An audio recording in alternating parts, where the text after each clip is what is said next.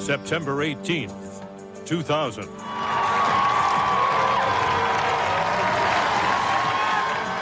Just what does it take to get elected president these days?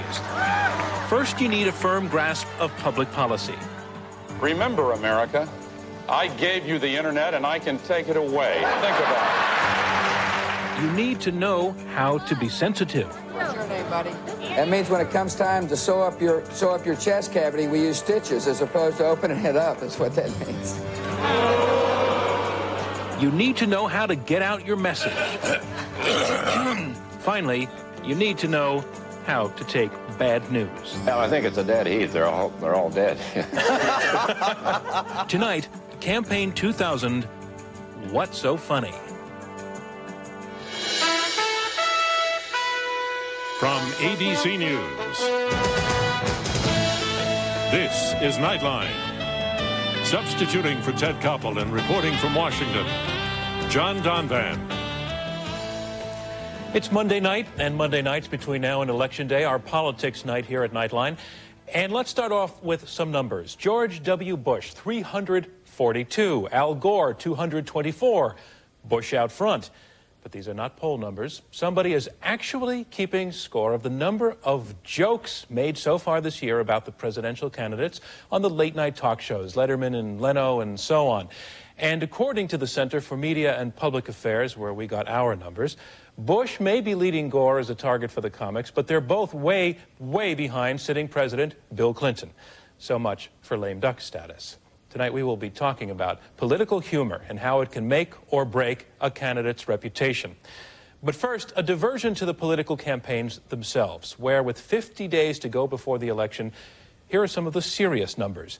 It takes 270 electoral votes to become president. As of tonight, the ABC News estimate has Al Gore with 231 in the states solidly for or leaning toward the Democrats. George Bush has 179 votes in those states solidly for or leaning toward the Republicans. There are 11 states still considered a toss-up. It is still a close race. Now, two of our ABC News correspondents have been keeping a close watch, perhaps obsessively close, on these two candidates. Terry Moran with the Gore campaign is in Las Vegas. Dean Reynolds with Mr. Bush in Chicago. Terry Moran, it may not be science, but by seeing so much of Mr. Gore on a daily basis, you're getting a different sense of him this week, and you've got some pictures to show it, don't you? Absolutely, John. This is a candidate who's feeling it, not just feeling the polls, but feeling the response of the crowds to what he says and to who he is. And that's got to be encouraging and gratifying. And I and other reporters have noticed in something as trivial as how he gives high fives as he comes through the crowd. Now, he's not Deion Sanders, but he used to give high fives in a kind of weird, bored, stiff way. And now there's no other way to say it except that Al Gore is swinging it as he comes into a crowd. And that, I think, is reflective of the inner confidence that he has, not only as his poll numbers come up, but as that he feels this response from the crowds he's getting. And Dean Reynolds, you've also picked a piece of television that gives us a sense of what you think is happening inside your candidate's head right now. Tell us about that. Well, John, you know, one of the things that's striking about Bush is his equanimity in the face of some adversity. He maintains a very good sense of humor, despite the poll numbers, which have been heading south for the last month or so. Today, for example, a favorite anecdote, he was at the Negro League's Baseball Hall of Fame, and he was being taken around by the old-time star Buck O'Neill, and I think we have tape of that, and this is what transpired.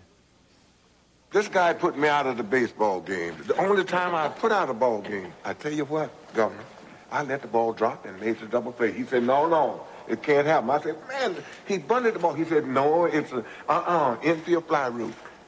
I called him that wrong name, and I'm out here. And that's never happened to me. See, now that is an obvious reference to the rather disparaging comments he made about the New York Times reporter on Labor Day, but, you know, he can still poke fun at himself, and I think that's probably one of his enduring qualities. And, Dean, how has his access to the media been? How is he playing at this point his public relations with you and other outlets? Well, he is accessible. There's no question that he has press conferences. He hasn't had one in, I think, about 5 days now, but he tends to come off the plane and talk to local reporters with ease, and sometimes he'll come back on the plane and talk to us on the record, less so off the record. But there has been no real change depending on whether he's up in the polls or down in the polls. He is there to answer questions. And Terry Moran, what about your man? Absolutely. Dean, count your blessings on that, because Al Gore has not had a press conference now in more than 2 months. This is the longest stretch in the campaign today since he has. But they're very smart on this campaign, because voters would not get the sense that Al Gore is in some kind of bunker. They parcel him out in these very brief network interviews with me or Good Morning America, the morning shows, but in just 3 to 5 minute chunks. And he is such a strong force in those interviews, very hard not to crack, that he can dominate it. And if you ask him a question, he's going to give you the soundbite no matter what it is. And I'd actually wonder, if you asked Governor Bush a question, Dean, would he respond to the question normally and then go to his soundbite, or would he just plow over you as Gore does, like a Mack truck, and just say his soundbite? What about it, Dean? I don't think he's as adept at that sort of soundbite byplay as the vice president is. The governor will give you the answer that you tend to be looking for. Sandwiched in will be his canned speech, but generally, if you dig deep enough, he'll do it. He understands the game. He knows it's a game with him and us. Dean Reynolds, Terry Moran, thank you very much. Well, next, our main focus, when the people who are working their hearts out to get elected become the butt of jokes. We'll be talking with a late-night comic, a journalist with a sense of humor, and a retired senator who has often needed one. This is ABC News Nightline, brought to you by Sears.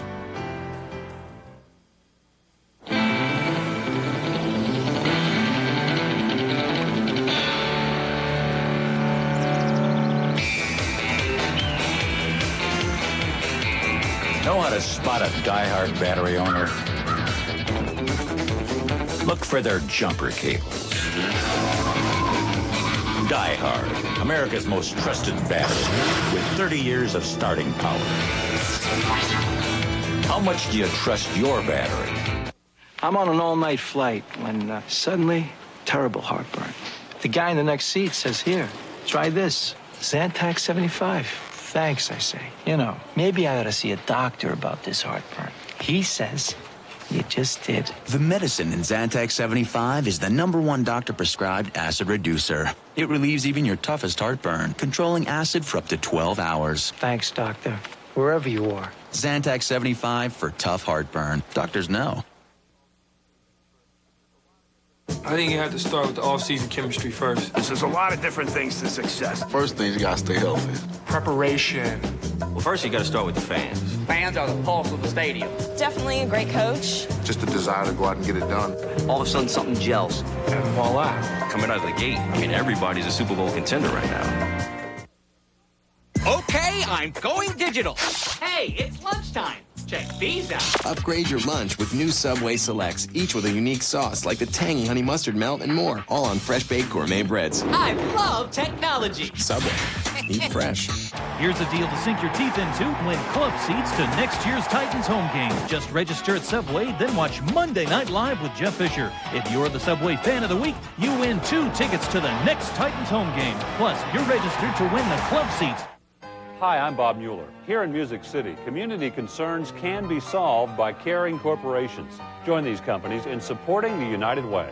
Donations from Outback Steakhouse may be invested in programs focusing on literacy, job training, housing, and employment. Midtown Cafe and Sunset Grill staff donate to strengthen families, helping to make Nashville a better place to live. Together, we can make a difference. Help us help others. Give generously to the United Way.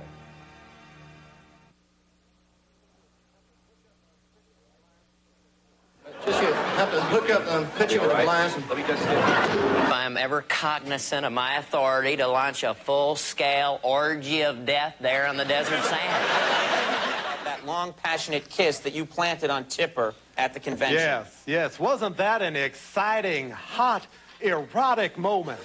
Jerry Springer invited George Bush on, but he said only on condition that he watch his filthy mouth. But please, don't tell Mrs. Clinton. Jim, let me tell you something. There's going to be a whole bunch of things we don't tell Mrs. Clinton. So what we've just been looking at, it tells you that the obvious lesson, and one well known to anybody who's ever been to junior high, if people are laughing at the mention of your name, it had better be because they are laughing with you and not at you. And now introducing our three guests this evening. In New York, Jon Stewart is host of The Daily Show, which airs on Comedy Central. He has covered this year's campaign in its regular feature, Indecision 2000. Here in Washington, Matt Cooper is possibly one of a kind. He is a journalist who follows politics for Time magazine, but he is also a stand-up comic, and in 1998 was voted Washington's funniest celebrity. Also here in Washington, former Senator Bob Dole, whose lighter side was one of the best-kept secrets of his '96 run for president. He is now a political commentator on Comedy Central and author of a book called Great Political Wit, Laughing Almost all the way to the White House. And Senator, I want to ask you, I remember covering you and following you in San Diego the day that your teleprompter broke and you had to ad-lib, and it was your best day in months. And the question I think a lot of people had after the campaign was, where was this witty Dole? Should you have let loose, and would it have made a difference? I think it may have, but maybe I was haunted by the ghost of a friend of mine years ago who said, we don't want comedians in Congress. Because I had this, they used to roll me around in the hospital to cheer up patients after World War II. And I had this fairly quick wit and sort of one-liners. I wasn't a storyteller.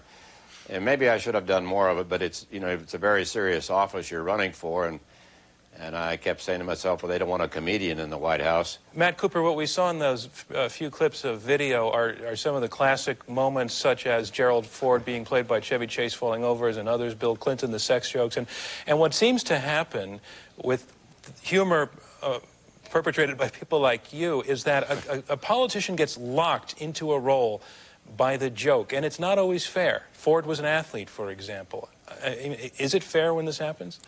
No. But neither are hurricanes, I mean, it's one of those forces of nature almost that a modern politician has to deal with. I think that, the best thing they can do is either go along with the joke, as Al Gore has done with some of the stiff jokes about him, or try to find an alternate line of humor. That Clinton sketch you showed was supposed to take place at a McDonald's. I think the Clinton people actively encouraged in other campaigns, jokes about Clinton eating French fries and going to McDonald's because it was better than the alternate line of jokes about sex. How easy is it for somebody to turn the direction of the joke?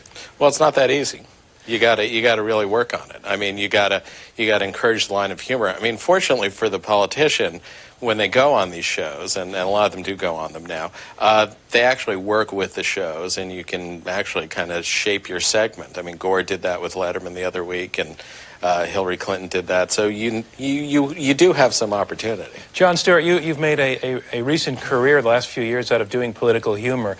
A few years ago, people were saying political humor was dead, that the era of Mort Sahl was over, and people were bemoaning it. Does that not? Obviously, that's not true anymore. You've one of the people who's bringing it back. First of all, what have you done with Ted? Who are you? I'm just this guy subbing for Ted, but it's okay with him. It's been worked out in advance. I don't know. I didn't hear what you were saying after the word bemoaning. That was your program.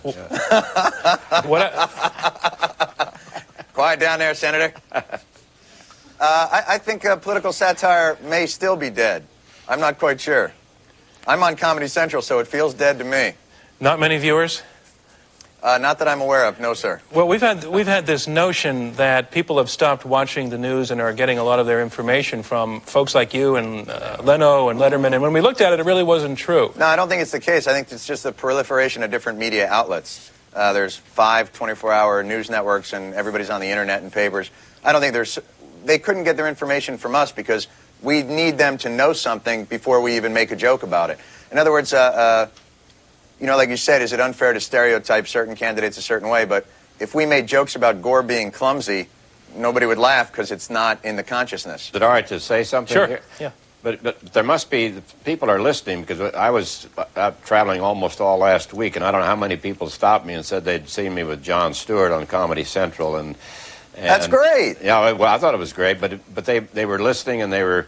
And, we have a little fun on the show, but we also talk serious politics. So I think I don't know how many people get the message, but a lot of people get information from the late shows. I think we have a respect for the process, too. We make our jokes, but I think there is something to be culled from the process of it that I think we're trying to point out to people, and maybe that's effective. Senator Dole, your staff told us that you were a really good sport about the various lampooning, so we're not ambushing you with the videotape we're about to show, but we wanted to look at, you probably are the most lampooned man in Washington in the last few years, and so we wanted to take a look at some tape and talk to you about it afterwards. Bob Dole, not male, not female, not even human. Bob Dole, beam of pure energy. When Bob Dole first ran for office, of course it was easier. There were only 13 colonies, so that's not all things. Set grid coordinates for Bob Dole. Well, night, everybody. Night, Senator. Take it easy. Good luck next week. What? Bob Dole doesn't need this. Senator, I think the question people would have is, are you flattered by this, or does it hurt, or both? I'm not certain it's either. I mean, you know, if they're good, clean, funny things, even if they're about me, as long as they're not about my disability, as long as they're not, you know, they get pretty personal, but some of those were sort of pointed at my age, I guess. But no, I think if it's done well, you know, I laugh right with everyone else, and I don't think that means that people out there looking at it have some negative image of whether it's Bob Dole or George Bush or Al Gore. So I find with politicians who I cover as a reporter, who I've made fun of in my sideline doing stand-up, they love it. I mean, they generally really, even if it's fairly cutting, I think just, any kind of attention is considered flattery. Matt, is there a line that as a comic you wouldn't cross? Well, I think, as Senator Dole said, somebody's disability, if they're kids, I think are always off limit. I think something that's really cutting and personal like that. But I think almost anything involved in kind of their public persona is okay. And I know I used to tell a story about having a head injury and then going into politics. And but I heard from the head injury people, and it was very sensitive. So I don't do those things anymore. I learned the hard way that there are limits on humor. You can have a lot of fun, but if you're going to do it, you need to first of all point it at yourself. It's got to be self-deprecating. And once you establish that, then you go out and take a few whacks at somebody else. Well, Senator, as you know as well as anyone, occasionally politicians do get a chance to strike back on these comedy shows, and we'll be taking a look at that when we come back in just a moment. To receive a daily email about each evening's Nightline and a preview of special broadcasts, log on to our webpage at nightline.abcnews.com.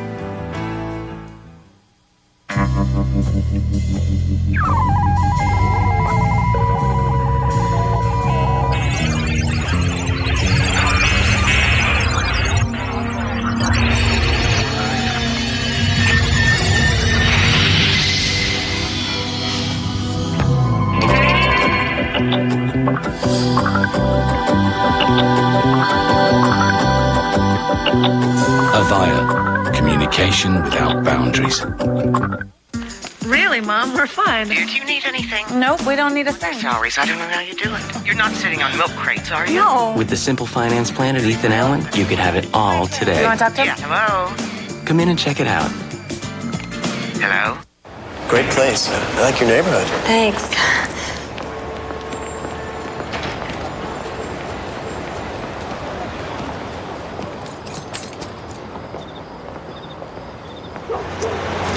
Oh, Sorry. Time to buy a Galant. 0 down, 0 interest, and 0 payments till May 2001 on any new Mitsubishi. Hurry, the car envy sales event ends soon.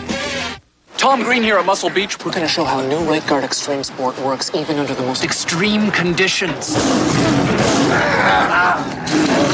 Extreme protection against odor and wetness. Goes on clear and it doesn't quit. New Right Guard Extreme Sport. Get extreme. Get Right Guard. That new boss is from another planet. Totally spaced out at that meeting. Hey, what's that on your desk? abcnews.com. Ready when you are. In the last year, millions of Americans chose to start their days smarter. Good morning, America. I'm Charles Gibson. And I'm Diane Sawyer. Listen to what the critics are saying. GMA, fresher and livelier than its competition. Good morning, America. Dazzling. And when they talk about substance, Good Morning America scores while the competition snores. Do something good for yourself. Good Morning America. It's just not a good morning without it. I've been able to reestablish my credit through the Get a Yes network because my car payments are reported to the credit bureau every month.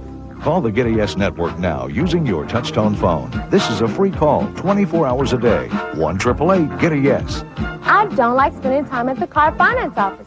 The Get a Yes Network accepted my application over the phone, and all the paperwork was ready when I arrived at the dealership. If you've had your credit in a mess, call 1-888-GET-A-YES. That's 1-888-GET-A-YES.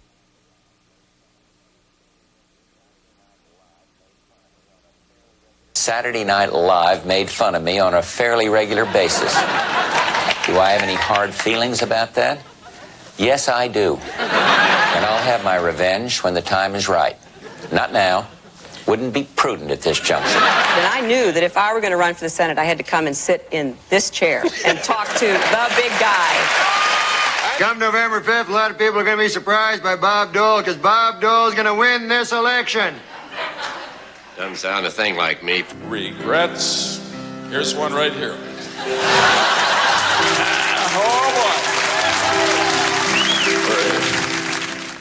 Well, there you see that the politicians, if they're skilled enough, they can fight back. Jon Stewart, can I interrupt you for just a moment? You had what? You had Senator. Oh, I'm sorry. I'm reading the 1962 current biographies. I love this. From my library. I love this straight man thing. You had Senator Joe Lieberman on last week. Yes, we as did. Conan O'Brien, and you and the senator both let us in behind the scenes to take a look at how you each get ready to be funny. Let's take a look at that. You ever get Lyme disease? That's big in Connecticut. That's huge. You know, I mean, you do want to ask him about working on Fridays and Saturdays. I think we should ask him about Survivor. And if he thinks Richard was Machiavellian. For the first time in the history of the show tonight, they're going to open just with the interview. Wow. Go straight into Late breaking news. Late breaking news. Joe Lieberman. A Comedy Central special. I don't want him to come with prepared shtick. I'd much rather that we just have a conversation and it will flow. He's a funny guy. He's very dry. And the more he's himself, the better it's going to be. Well, occasionally you think about a line or two you might use. You know, we can ask him what rating our show would get in the... Mature. Maybe we slip him a line, just about.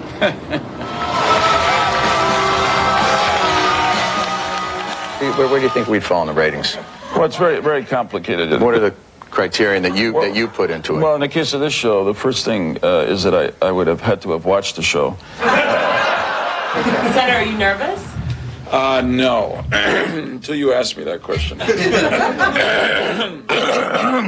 Must have been that Manischewitz I had. Yes, exactly. Tonight's Vice Presidential candidate, Senator Joe Lieberman. They go from bad to worse. One was a matzo ball in every soup. Or here's one that I really love. Gore Lieberman, no bull, no pork. John, what strikes me watching that is you don't need to win the exchange. In fact, to have a good moment, to have a funny moment. It's great to have a guy like Lieberman who can handle it. Absolutely, and if you watch our program, you'll see I rarely win the exchanges. So do you give him a little bit of a hand? When you've got a guest out there, do you want to help him? Oh, absolutely. I mean, if the show is funny, then you win. It doesn't matter whether I make the joke or they don't. I'm only there to make a joke if it's going badly. Matt, can everybody do this? I remember you said to me the other day that everybody in Washington considers themselves funny. Well, that's right. I mean, it's like everybody thinks they're a pretty good driver, you know. You know what's weird about that, though, if I could interrupt? Everybody in comedy thinks they're running the country. So there you go. The problem also with a lot of politicians is they sort of live in a culture of enablers where people, you know, laugh at their jokes all the time and tell them they're funny, and, you know, they come to believe it. And so, you know, I think, you know, the better Pauls ought to be honest with themselves before they try something like this. You know, George W. Bush went on Letterman recently, and it was truly one of the worst TV appearances I think I've ever seen in my life. 2 weeks later, he was ahead by 18 points. Right. I think we sort of think that late-night television has a larger impact in actual elections than it does. Senator, do you have writers, or do you rely on writers at all? Not really. I've got a couple of guys. I'm going to be together with John. I'll call them and say, "Got any ideas? Send me a fax." And I think it's got to be there. It's not there. I mean, writers are good. Writers can give you ideas. But John may say something that I can respond to sort of spontaneously, and that's very helpful. John, can you sniff out when somebody's using writers? And do you mind? Can I sniff it out? Yeah. Did you realize I'm reading off a teleprompter right now? Right. I'm using writers as we speak. You can sniff out when somebody doesn't have comic timing, and when somebody's trying to be funny. It's in the same way you can sniff out bad dinner theater. But unfortunately, I think it's much easier to watch somebody try and be funny on a talk show than try and have gravitas at a convention. You know, one actually means something, one doesn't. But I think politicians have to be a little bit careful. I mean, I think you need to, you know, when you start a speech, if it's depending on the audience, to sort of loosen them up a little. You can't go on too long. I mean, I think everything is sort of timing, as John indicated, or Matt knows better. These people know better than I do. But that maybe intersperse a little humor throughout your speech when they start to doze off. But you can tell if a politician's really funny if he's funny out of office.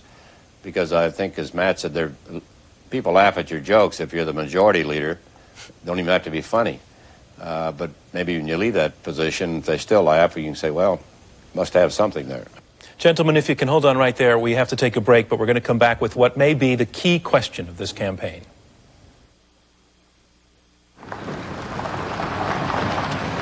Well? I asked my doctor about Lipitor. Ask your doctor what Lipitor can do for you, or call 1-888-LIPITOR to learn more. Lipitor. Know how to spot a die-hard battery owner? Look for their jumper cables. Die-hard. 30 years of starting power.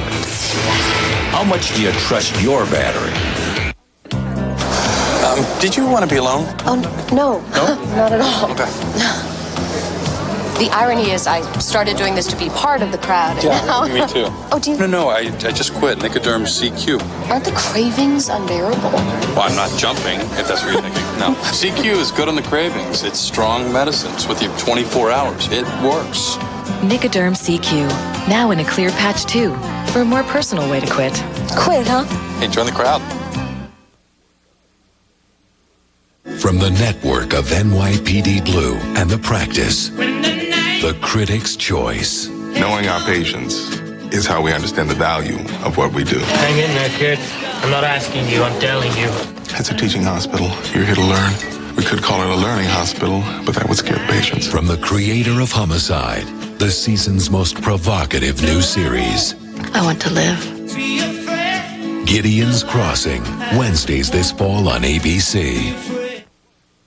Town & Country Ford is by far the largest volume Ford dealer in Middle Tennessee. And that's why we have the best selection of locally traded vehicles. Over 500 late model quality Fords, Chevys, Toyotas, Hondas, and more are ready to go. To help, we've brought in Credit Express. No matter how many dealers have said no, Credit Express's volume allows you to drive a better car at a lower rate than you ever thought possible. No matter how bad your credit, Credit Express works for everyone.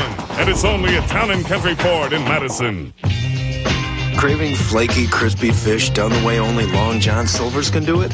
How about golden fried chicken planks with our new tastier, crispier fries and piping hot Hush Puppies? Satisfy your cravings with an LJS fish and chicken basket combo. Flaky fish and tender chicken together with our new crispier fries, Hush Puppies, and a medium drink. Now just $2.99 for a limited time. So head on down for the food you crave and the meals you love. Only at Long John Silver's.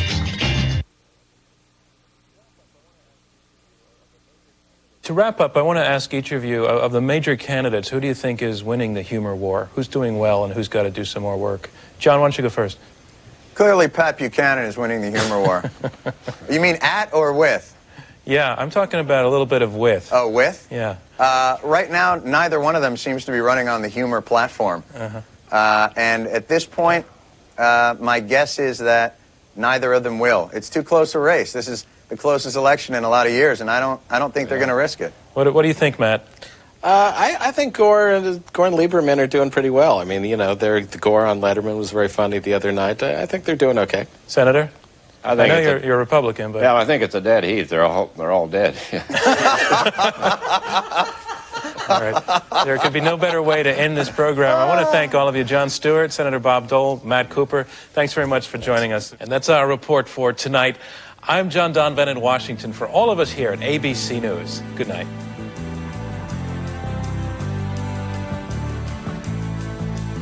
This has been a presentation of ABC News. More Americans get their news from ABC News than from any other source.